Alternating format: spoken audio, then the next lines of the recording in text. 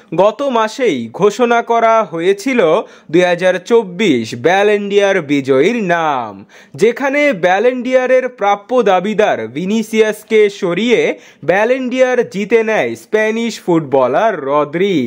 এবার ব্যালন ডি'অরের রেশ কাটতে না কাটতে আবারও বর্ষসেরা ফুটবলারদের পুরস্কার ফিফা দ্য বেস্ট 2024-এর মনোনয়ন প্রকাশ করেছে ফিফা, যেখানে ফিফা দ্য বেস্ট পুরস্কারের সংক্ষিপ্ত তালিকায় 11 জন সেরা খেলোয়াড় রয়েছে। 11 জন খেলোয়াড়দের মধ্যে রয়েছে সেই ভিনিসিয়াস জুনিয়র, রয়েছে রদ্রি ও ফ্রান্সের কিলিয়ান এমবাপ্পে সহ বিশ্বসেরা ফুটবলার লিওনেল মেসি। এ নিয়ে ফুটবলের নিয়ন্ত্রণ সংস্থার দেওয়া দি বেস্ট পুরস্কারের 9 বারই মনোনয়ন পেলেন আর্জেন্টাইন এই সুপারস্টার।